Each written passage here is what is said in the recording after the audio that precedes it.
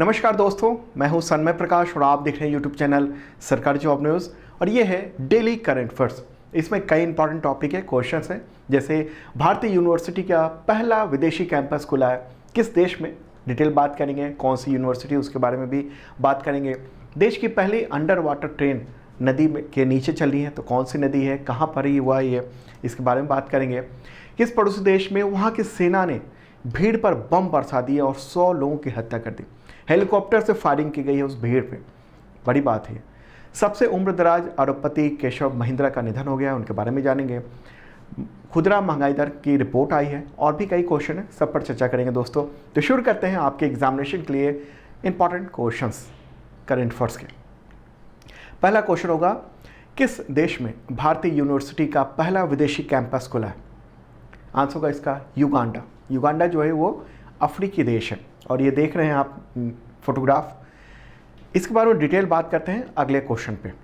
Question होगा, किस भारतीय यूनिवर्सिटी ने युगांडा में अपना पहला विदेशी कैंपस खोला है? किसी भी भारतीय यूनिवर्सिटी का ये पहला विदेशी कैंपस है। आंसर होगा इसका NFSU यानी national forensic science university. Hindi में इसे कहेंगे राष्ट्रीय न्यायालयिक विज्ञान विश्वविद्यालय। ठीक है, कहाँ पर है ये यूनिवर्सिटी इंडिया में? तो गुजरात में है, गुजरात की राजधानी गांधीनगर में। और 2008 में ये यूनिवर्सिटी स्थापित हुई थी। 2020 में सेंट्रल यूनिवर्सिटी का दर्जा मिला था और ये राष्ट्रीय महत्व का संस्थान है इस देश में और गृह मंत्रालय के अंडर में ये यूनिवर्सिटी है। तो न्यूज़ भी आप देख रहे हैं इंडियन एक्सप्रेस में कि विदेश में कैंपस खुला है, पहली ऐसी यूनिवर्सिटी है। ओके, तो युगांडा में कहाँ पर यह स्थापित हुआ है, मैप के थ्रू आपको बताते हैं कहाँ पर है युगांडा, ये सब भी दिखाते हैं आपको। तो ये रहा प्यारा भारत अपना, और युगांडा कहाँ है? अफ्रीका में। तो अफ्रीका महादेश ये रहा इतना बड़ा, ढेर सारे देश हैं इसमें, और उसमें ये रेड कलर में जो दिख रहा है वो है युगांडा। और नज़दीक चलते हैं युगांडा, इसके पड़ोसी देश कौन कौन से हैं? तो केन्या है, इथियोपिया है, साउथ सूडान है, कांगो है, रवांडा है और तंजानिया है। ठीक है, ये लैंड लॉक्ड कंट्री है। लैंड लॉक्ड मतलब इसकी सीमा जो है ना, अंतर्राष्ट्रीय सीमा, वो ज़मीन से ही है, दूसरे देशों से, समुद्र से नहीं है, इसलिए ऐसे देशों को लैंड लॉक्ड कंट्री कहते हैं।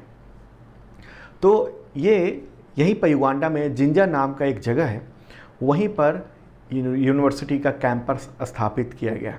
ठीक है, कैंपस का उद्घाटन समारोह जो है ना वो 12 अप्रैल को हुआ और इस दौरान भारतीय विदेश मंत्री S जयशंकर वहाँ पर पहुँचे थे और उन्होंने कहा कि आज का दिन जो है ना वो भारत और युगांडा के लिए गौरव का दिन है, क्योंकि भारतीय यूनिवर्सिटी का एक कैंपस वहाँ पर खुल रहा है। उन्होंने कहा कि दरअसल ये भारत का ये ऐसा पहला सरकारी विश्वविद्यालय है जिसका विदेश में परिसर स्थापित हो रहा है। ठीक है, यूनिवर्सिटी का नाम क्या है? NFSU यानी नेशनल फॉरेंसिक साइंस यूनिवर्सिटी। ये राष्ट्रीय महत्व का संस्थान है और पूरी तरीके से फॉरेंसिक साइंस की पढ़ाई करने वाले के लिए दुनिया का पहला विश्वविद्यालय। ठीक है, फॉरेंसिक साइंस की, सिर्फ फॉरेंसिक साइंस की पढ़ाई वहाँ पर होती है और ऐसा वो दुनिया का पहला विश्वविद्यालय है, पहली यूनिवर्सिटी है। ठीक है, तो फोटोग्राफ देख रहे हैं आप, ये इस तरह का एग्रीमेंट हुआ। वहाँ के भी जो उप प्रधानमंत्री हैं वो भी इस इवेंट में मौजूद थे। ठीक है, आपको पता होना चाहिए कि विदेश मंत्री अभी अफ्रीकी दौरे पर हैं और 10 से 15 तारीख तक, 15 अप्रैल तक अफ्रीकी दौरे पर हैं और युगांडा, उसके बाद फिर मोजाम्बिक की वो यात्रा पर हैं। ओके, तो युगांडा मैप में आपने देखा, वहाँ के प्रेसिडेंट कौन है? योवेरी मुसेवेनी प्राइम मिनिस्टर है वहाँ के युगांडा के। रोबिनाह नबजा, राजधानी है कंपाला और मुद्रा है वहाँ की युगांडा शिलिंग। एक इंपॉर्टेंट क्वेश्चन था ये। चलिए आगे बढ़ते हैं, अगला क्वेश्चन ये भी महत्वपूर्ण है। देश की पहली अंडर वाटर ट्रेन किस नदी के नीचे चली है? ये ट्रायल हुआ है। आंसर होगा हुगली। कहाँ पर? पश्चिम बंगाल में। ठीक है, न्यूज़ मेरे बगल में देख रहे हैं आप। तो ये भारत में पहली बार 12 अप्रैल को अंडर वाटर ट्रेन चली है। पश्चिम बंगाल में हुगली नदी के नीचे कोलकाता से लेकर हावड़ा तक ये ट्रेन पहुंची है। ठीक है, तो ये हुगली नदी के नीचे, यानी जो नदी है उसके नीचे का तल है, उसके नीचे ये मेट्रो का टनल बनाया हुआ है। ठीक है, तो ये टनल है और अगर हम कहेंगे कि कितने मीटर का है, कितनी लंबाई है, चौड़ाई है, तो 320 मीटर कि ये जुड़वा सुरंग है, ठीक है। और अगर हम कहेंगे ट्रैक, जो अंडर वाटर ट्रेन का ट्रैक है पूरा, वो 4.8 किलोमीटर लंबा है, ठीक है। तो इस तरीके से, और इसके ऊपर हुगली नदी बह रही है, ठीक है। तो एक महत्वपूर्ण बात यह है, ट्रेन संचालन हुआ है और ये ट्रेन है, आप देख रहे हैं मेट्रो ट्रेन है।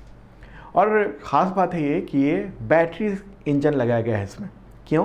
क्योंकि आमतौर पर जो ट्रेनें चलती हैं, मेट्रो ट्रेनें चलती हैं, वो उसका इलेक्ट्रिफिकेशन जो है ना पटरियों पर होता है आमतौर पर, या तो ऊपर होता है या फिर पटरियों पर होता है। तो इसमें क्या किया गया है कि बैटरी से इसमें इलेक्ट्रिफिकेशन नहीं किया गया सुरक्षा कारणों की वजह से। तो इसमें बैटरी वाली जो मेट्रो ट्रेन है वो चलेंगे। तो अभी तो ट्रायल हुआ है और अगले कुछ महीने में यहाँ पर ट्रेन नियमित रूप से चलने लगेंगे, ठीक है। और उसके बाद जब संचालित शुरू हो जाएगी यात्रियों के लिए, तब भारत उन देशों में शामिल हो जाएगा जहाँ पर मेट्रो ट्रेन पानी के नीचे चलती है, ठीक है। तो कोलकाता मेट्रो रेल कॉरपोरेशन है, KMRC, तो उसी ने ये काम किया है, शानदार काम किया है, ठीक है। लंदन और पेरिस में अंडर वाटर ट्रेन चलती है, तो उसी तरीके से यहाँ पर इंडिया में ये है, हुगली नदी के नीचे। अगला क्वेश्चन लेते हैं, ये भी इंपॉर्टेंट है और शॉकिंग भी है। इसके बारे में बताऊं उससे पहले इन्फॉर्म कर दूं कि पूरा जो भी आप वीडियो देख रहे हैं उसका PDF अवेलेबल है। इस वीडियो के डिस्क्रिप्शन चेक कर लेना, हिंदी और इंग्लिश दोनों लैंग्वेज में है। आप इसे डाउनलोड कर सकते हैं। सरकारी जॉब न्यूज़ का जो ऐप है गूगल प्ले पर अवेलेबल है, वहाँ से भी। वहाँ डेली का जो PDF है वो फ्री है, और डेली का जो मॉक टेस्ट है, जैसे इसका भी मॉक टेस्ट आप दे सकते हैं, पिछले कई दिनों का भी दे सकते हैं डेली का, वो भी अवेलेबल है वहाँ पर। और हाँ, अगर आप तमाम एग्जामिनेशन के टेस्ट सीरीज़ देना चाहते हैं और जो करंट अफेयर्स है उसका पिछले 1 साल और अगले 1 साल तक के PDF पाना चाहते हैं, वीकली, मंथली, क्वार्टरली, ईयरली, तो उसके लिए मेंबरशिप प्लान है, 1 ईयर का, बहुत मामूली सी रकम है। इसमें PDF मिलता है, इसके अलावा मॉक टेस्ट होता है करंट अफेयर्स का, डेली, वीकली, मंथली, और टेस्ट सीरीज़ है तमाम तरह के एग्जामिनेशन के लिए, जो भी एग्जामिनेशन दे रहे हैं आप उन सब के, ठीक है। तो डिस्क्रिप्शन चेक कर लेना, वहाँ पर लिंक अवेलेबल है, छूट भी चल रही है इस पर। अगला क्वेश्चन, किस पड़ोसी देश में वहाँ की सेना ने 11 अप्रैल को भीड़ पर बम बरसा दिए और इसके अलावा हेलीकॉप्टर से गोलियां बरसाईं, जिससे 100 से ज़्यादा लोगों की मौत हो गई है। बहुत बड़ी खबर है। यूनाइटेड नेशंस ने इस पूरी कार्रवाई की भर्त्सना की है। आंसर का इसका म्यांमार, ठीक है। आपको पता होगा म्यांमार में 2 वर्षों से ज़्यादा हो चुके हैं, 2 साल से ज़्यादा हो गए हैं, वहाँ पर सैन्य शासन है। वहाँ की सरकार को बर्खास्त कर दिया था वहाँ की सेना ने, और वहाँ सैन्य शासन है, और इसके खिलाफ आम लोग बहुत विरोध कर रहे हैं और सेना इन्हें कुचल रही है, ठीक है। देखो मैप के देख लेते हैं, मैप में कि कहाँ है म्यांमार, उसका मैप कहाँ कैसा है। तो ये पड़ोसी देश है, यहाँ पर ये म्यांमार है, ठीक है।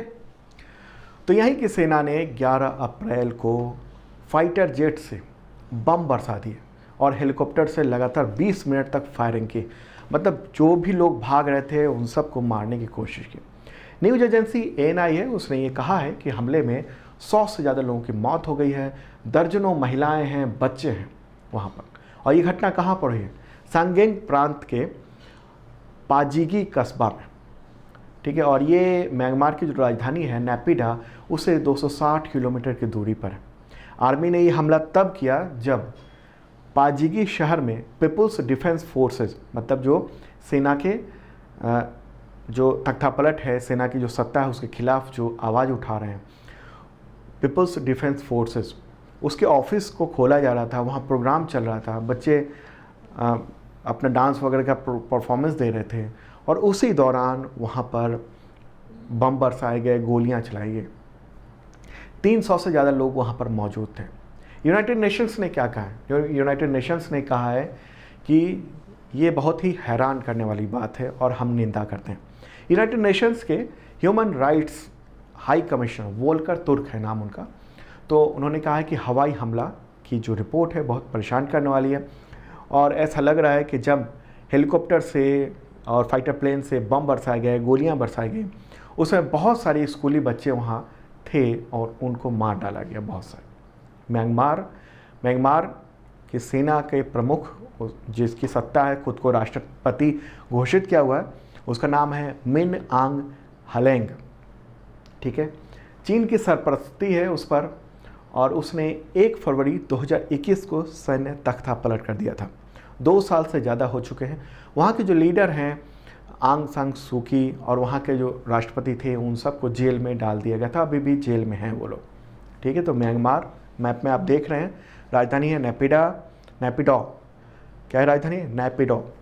मुद्रा है क्यात, भाषा है बर्मीज़। नेक्स्ट क्वेश्चन, भारत के सबसे उम्रदराज अरबपति केशव महिंद्रा का निधन हो गया 12 अप्रैल 2023 को। तो वे किस औद्योगिक समूह के मानद चेयरमैन थे? आंसर होगा, इसका नाम से आपको पता लग गया होगा, महिंद्रा एंड महिंद्रा। 99 ईयर के थे वो, और आपको बताऊं कि महिंद्रा एंड महिंद्रा के ग्रुप के चेयरमैन रह चुके थे 1963 से 2012 तक। और उसके बाद उनके भतीजे यानी आनंद महिंद्रा जो अभी चेयरमैन हैं वो बनाए गए थे महिंद्रा एंड महिंद्रा के चेयरपर्सन। ठीक है, आनंद महिंद्रा। लेकिन उसके बाद से इनको मानद चेयरमैन बनाया हुआ था। ठीक है, फोटोग्राफ देख रहे हैं आप, ऑनरी चेयरमैन वो थे।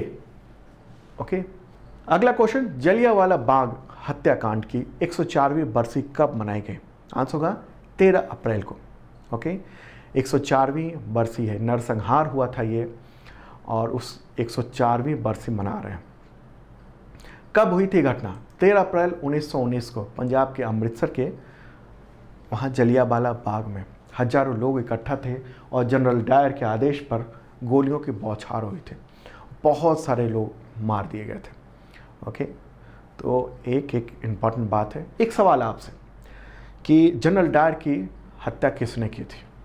जरूर बताइएगा कमेंट बॉक्स में। इतिहास का एक इम्पॉर्टेंट प्रश्न है। ठीक है, बदला लिया था उन्होंने स्वतंत्रता सेनानी ने। तो क्या नाम है उनका? कमेंट बॉक्स में आप बताइए। ठीक है, चलिए अब आगे बढ़ते हैं। अगला क्वेश्चन, विश्व चगास रोग दिवस कब मनाया जाता है? आंसर होगा 14 अप्रैल को। ये वर्ल्ड हेल्थ असेंबली WHO का जो है उसने इस दिवस को घोषित किया था 2019 में। और ये इस बीमारी को अमेरिकन ट्रैपिनोसोमियासिस भी कहते हैं। ये क्या होता है कि परजीवी है, उसका नाम है ट्रैटोमाइन। वो शरीर में प्रवेश कर जाता है कीट के काटने से, और उससे बुखार वगैरह हो जाता है और उससे मौत भी हो सकती है। तो ये चगास रोग है। तो WHO के द्वारा, WHO का जो वर्ल्ड हेल्थ असेंबली है उसी के द्वारा ये घोषित है। ओके, तो WHO का मुख्यालय कहाँ है? जेनेवा, स्विट्जरलैंड में। डायरेक्टर जनरल कौन है? Tedros Adhanom. अगला क्वेश्चन, अंबेडकर जयंती कब मनाई जाती है? आंसर होगा 14 अप्रैल को। 14 अप्रैल 1891 यानी 1891 को बाबा साहेब भीमराव अंबेडकर, डॉक्टर भीमराव अंबेडकर, उनका जन्म हुआ था। और इस दिन भीम जयंती भी मनाई जाती है, भीम जयंती भी कहते हैं इस दिन को। डॉक्टर अंबेडकर वो भारतीय संविधान ड्राफ्टिंग कमेटी के चेयरपर्सन थे, बाद में देश के कानून मंत्री भी बने थे। और बचपन से उन्होंने दलितों के साथ जो छुआछूत होता है, भेदभाव होता है, उसको झेला था और मुखर विरोधी थे, एडवोकेट थे वो। और बहुत ही मतलब सम्मान उनको दिया जाता है। मरणोपरांत 1990 में उनको देश का सर्वोच्च सम्मान भारत रत्न से सम्मानित किया गया था, डॉक्टर अंबेडकर। 14 अप्रैल। ठीक है, फोटोग्राफ ये रहा उनका। आगे बढ़ते हैं। अगला क्वेश्चन, भारत में खुदरा महंगाई दर मार्च 2023 में कितनी रही? मार्च 2023 की बात इसलिए कर रहे हैं क्योंकि अभी रिपोर्ट आई है अप्रैल में। आंसर का 5.66%। ठीक है, तो महंगाई दर उसमें थोड़ी सी कमी देखने को मिल रही है। इससे पहले यानी फरवरी में एक बात करेंगे कितनी महंगाई दर थी, तो 6.44% थी। अब वो घटकर 5.66% पर आ गई है। तो ये जो खुदरा महंगाई दर है किसने जारी किया है? तो सांख्यिकी और कार्यक्रम कार्यान्वयन मंत्रालय, उसका जो राष्ट्रीय सांख्यिकी कार्यालय है NSO, नेशनल स्टैटिस्टिकल ऑर्गेनाइजेशन, तो उसी ने ये रिपोर्ट जारी की है 12 अप्रैल को। ठीक है, तो बीते महीने यानी मार्च में खुदरा महंगाई दर पिछले 15 महीनों के निचले स्तर पर है, और इन्फ्लेशन के नीचे होने की वजह मूल रूप से जो खाद्य सामान है उसका सस्ता होना बताया जा रहा है। देखिए, महंगाई दर कैसे गणना की जाती है? पिछले साल इसी महीने जो महंगाई दर थी और फिर अभी है, तो उससे कितनी महंगाई बढ़ी है? तो पिछली बार की तुलना में 5.66% महंगाई बढ़ी है। और आरबीआई के लिए ये बाध्यकारी है कि वो महंगाई दर को 6% के नीचे ही रखे। तो 15 महीने बाद ऐसा हुआ देखने को मिल रहा है। ठीक है, महंगाई दर की गणना जो है ना, कैलकुलेशन, वो कंज्यूमर प्राइस इंडेक्स से होता है, सीपीआई से होता है। उसमें फूड आइटम होता है, फ्यूल, लाइट, कोर सेक्टर और ईंधन, ये सब को कैलकुलेट किया जाता है। अगला क्वेश्चन, किस बिजली कंपनी ने बांग्लादेश में बिजली सप्लाई शुरू की है अभी अप्रैल में? आंसर होगा अडानी पावर। ठीक है, तो अडानी पावर ने झारखंड का जो उसका गोड्डा में, गोड्डा एक ज़िला है, वहाँ पर बिजली संयंत्र है, स्थापित किया उसने अडानी पावर ने। और ये ख़ास तौर पर वहाँ से बिजली कहाँ सप्लाई हो रही है? तो बांग्लादेश को सप्लाई हो रही है। तो उसकी क्षमता, ये जो बिजली संयंत्र है, 1600 मेगावाट है। ठीक है, तो बांग्लादेश को सब आपूर्ति शुरू हुई है। ओके, गौतम अडानी की कंपनी है। तो दोस्तों, ये था इंपॉर्टेंट करंट अफेयर्स। इस आज थोड़ी देर हो गई है, कल मॉर्निंग को जरूर मिलेगा सुबह 7 बजे। वीडियो देखना मत भूलना। और हाँ, हिंदी और इंग्लिश दोनों लैंग्वेज में पीडीएफ डिस्क्रिप्शन में अवेलेबल है। और मॉक टेस्ट भी आ चुका है आज का, तो सरकारी जॉब न्यूज़ का ऐप है, उस पर जाकर देख सकते हैं। अब मिलते हैं कल मॉर्निंग को। और जिन लोगों ने सब्सक्राइब नहीं किया ज़रूर कर लेना, बेल आइकन दबाना मत भूलना।